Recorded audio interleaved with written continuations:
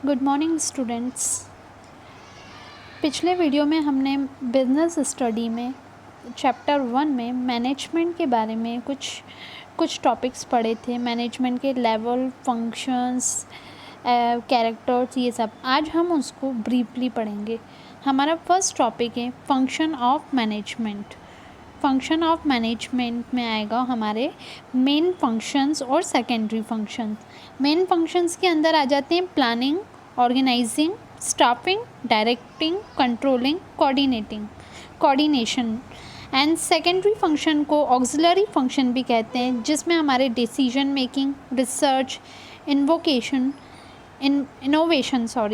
Representation. अब हम पढ़ेंगे मेन फंक्शंस, जो कि हमको ध्यान मेन फंक्शंस रखना है। फर्स्ट और प्राइमरी फंक्शन है हमारा planning. Planning refer to laying out a plan of action before actually doing any work. Planning is a mental activity which involve in decision making. Planning सबसे पहले हम कुछ भी काम करने से पहले सबसे पहले प्लान करते हैं। प्लान करने के बाद ही वही काम करते हैं। विदाउट प्लानिंग हमारा जो भी काम होगा वो वर्थलेस होगा। इसलिए सबसे पहले हम जो भी काम करें उसको प्लान करके करें।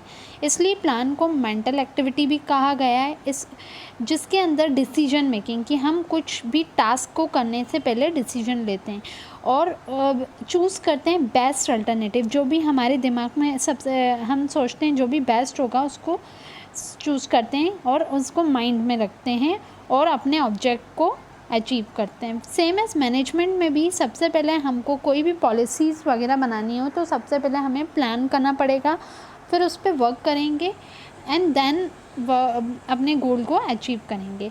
अब नेक्स्ट है, हमने प्लान तो कर लिया, अगर जैसे बाय चांस हमने एक ऑफिस खोलना है या एक ऑर्गेनाइजेशन खोलना है तो उसके लिए हमें सबसे पहले क्या करना पड़ेगा, प्लान करना पड़ेगा। उसके बाद ऑर्गेनाइजिंग का मतलब होता है, सेकंड हमारी एक्टिविटी होती है ऑर्गेनाइजिंग। हमने जब अपना after deciding the object of the organization in planning activity, हमने जब डिसाइड कर लिया प्लानिंग एक्टिविटी तो हमारी नेक्स्ट एक्टिविटी इम्प्लीट्स करती है plan. This is done through organizing function. ये तभी हो सकता है जब हम ऑर्गेनाइजेशन फंक्शन करें। ऑर्गेनाइजेशन का मतलब होता है रिफ़र टू ऐसा इंफ्रास्ट्रक्चर जो कि हमारा डिटरमाइन करे गोल। ऑर्गेनाइजेशन मतलब संस्था, जिसमें हम आपस में एक साथ मिलकर काम करें। अब जब हम प्लान करेंगे उसके बाद ऑर्गेनाइजेशन नहीं होगी, मतलब वो संस्था, वो जगह नहीं होगी जहाँ पे हम एक साथ मिलकर काम करेंगे, तो हमारा गोल अचीव कैसे होगा। इसलिए ये सेकंड और most important function of management है। थर्ड है स्टाफिंग।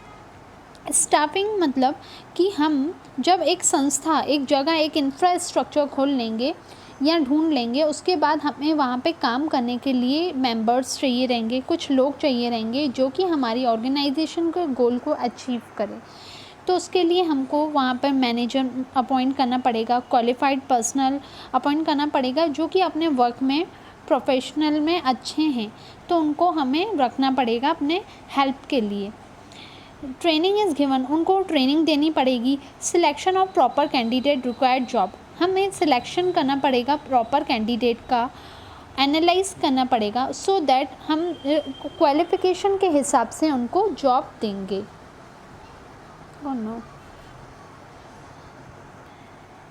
अब नेक्स्ट है directing, an important activity of management in direction. हमने उन मेंबर्स को सबसे पहले हमने प्लान करा, फिर हमने जगह देखी, फिर जगह में काम करने वाले लोग देखे, अब हम उनको डायरेक्ट करेंगे कि किसको क्या काम करना है। डायरेक्टिंग मतलब हमें रास्ता दिखाना है कि किसको कैसे काम करना है।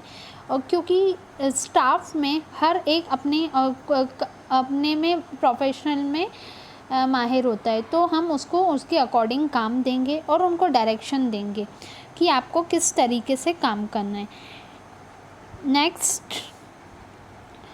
नेक्स्ट होगा हमारा डायरेक्शन के अंदर हमारे कुछ पॉइंट्स आ जाते हैं, जैसे कि supervision, communication, leadership, motivation. Supervision में क्या होता है कि एक मैनेजर होता है जो कि अपने एम्प्लॉयज़ को सुपरवाइज़ करता है, काम करने के लिए उनको सही तरीके से काम करवाता है, सही तरीके का रास्ता दिखाता है। कम्युनिकेशन मतलब वार्तालाप। जब हम ऑर्गेनाइजेशन में आपस में एक साथ बातचीत नहीं करेंगे तो हमारा गोल अचीव नहीं होगा। लीडरशिप क्वालिटी, एक मैनेजर के अंदर लीडरशिप क्वालिटी होनी चाहिए। अगर लीडरशिप क्वालिटी नहीं होगी तो वर्कर उसकी बात नहीं मानेंगे, एम्प्लॉयज़ उसकी बात नहीं मानेंगे और हमारे ऑर्गेनाइजेशन का गोल अचीव नहीं होगा। मोटिवेशन मतलब प्रोत्साहित करना। अगर हम एम्प्लॉयज़ को काम करवाते जाएं और है ना उनको कोई मोटिवेट नहीं करें, उनकी एप्रिशिएशन नहीं दें तो उनको काम करने में मदद नहीं मिलेगी। इसलिए हमको उनको मोटिवेट करते रहना चाहिए। मोटिवेट बहुत तरीके से कर सकते हैं, हम उनको एप्रिशिएट करके कर सकते हैं, उनको बोनस दे सकते हैं, सैलरी इंक्रीज़ कर सकते हैं। इस टाइप से वो मोटिवेटेड होते रहेंगे। अब नेक्स्ट कंट्रोलिंग इम्पॉर्टेंट फंक्शन होता है मैनेजमेंट का। अगर एक मैनेजमेंट में कंट्रोल नहीं है तो प्रॉपर तरीके से वर्क नहीं हो पाएगा। Just making plan is not sufficient, हमारा प्लान सफिशिएंटली काम नहीं कर पाएगा। These should be properly implemented, brief to release plans, controlling become necessary. अगर जब तक कंट्रोल नहीं होगा तो कोई भी तरीके फंक्शन प्रॉपरली नहीं होगा। तो कंट्रोल करने के लिए हमें फर्स्ट पॉइंट करना पड़ेगा सेट स्टैंडर्ड और टारगेट ऑफ मेजरिंग वर्क। हमें कोई भी वर्क के लिए हम उसका टारगेट या स्टैंडर्ड को सेट करना पड़ेगा। उसके बाद compare standard with the actual work. फिर हमने जो सोचा है उस तरीके से काम हो रहा है कि नहीं हो रहा है वो देखेंगे। पहले हम सोचेंगे कि हमें इस तरीके से काम करना है, टारगेट सेट करेंगे। फिर नेक्स्ट है कि वो कंपेयर करेंगे कि हमने जो सोचा था वैसे काम हुआ कि नहीं हुआ। फिर third, if any deviation I found, कभी अगर कोई भी प्रॉब्लम आई तो हम देखेंगे कि क्या प्रॉब्लम आ रही है। और नेक्स्ट टेकिंग अप्रोप्रिएट, अगर सही चल रहा है तो हम उसी तरीके से काम करेंगे और अगर उसमें कोई प्रॉब्लम आ रही है तो उसमें कुछ मॉडिफिकेशंस करेंगे, चेंजेस करेंगे। अब प्राइमरी फंक्शंस की लास्ट है coordination refer to such a balance and cooperation. Coordination means आपस में एक साथ मिलकर एकजुट होकर काम करना और शांति, harmony come perform in harmony, और एक साथ मिलकर परफॉर्म करना और शांति बनाए रखना। In absence of coordination people will work with cross purposes. अगर कोऑर्डिनेशन आपस में तालमेल नहीं होगा तो लोग आपस में एक दूसरे के मतलब दुश्मनी करेंगे, लड़ेंगे। तो इस वजह से हमारा जो मेन टारगेट है, हमारा जो मेन गोल है वो अचीव नहीं हो पाएगा।